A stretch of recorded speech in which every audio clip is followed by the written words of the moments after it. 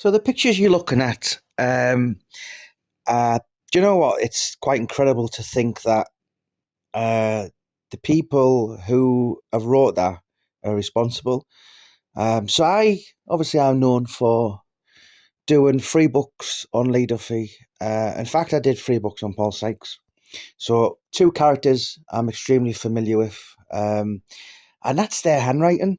You know, you're talking about the probably most violent men to ever come out of Northern England.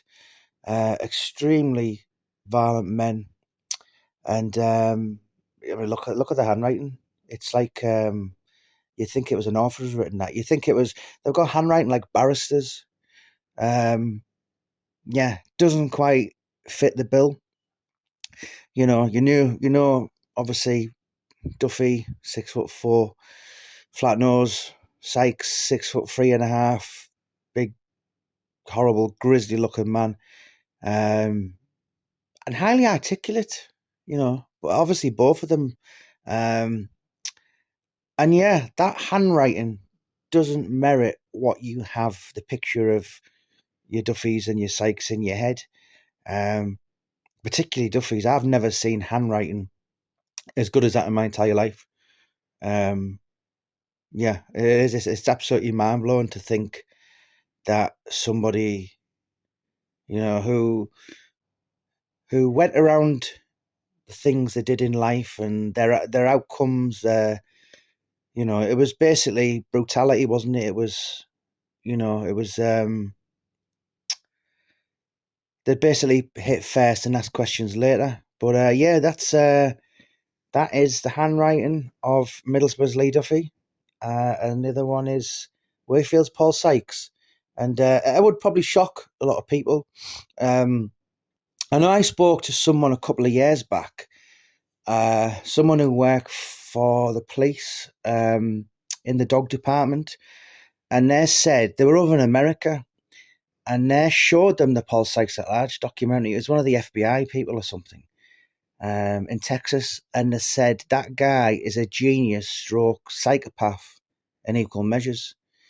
I remember John Spencer saying to me, God rest him, he said, as intelligent as obviously a guy like Sykes was, he said you couldn't, although he was highly intelligent, you couldn't put him in charge of like a grocery store because he'd absolutely wreck it. Do you know what I mean? But he was a genius, if that made sense. I personally think, obviously, in the case of somebody like Sykes, that he wasn't blessed with patience. So, particularly in his later years as well, not obviously before he hit the streets, but he, say for instance, if you were in a pub and you were talking, being intellectual with him, and because a lot of people weren't on his wavelength, and certainly, he'd quiz people often on like capitals around the world and that, and then he'd abruptly dismiss him if and as I said, that he wasn't blessed with patience and typical narcissistic behavior. He kind of thought he was above people, which uh, intellectual capabilities, I've no doubt he was to most people.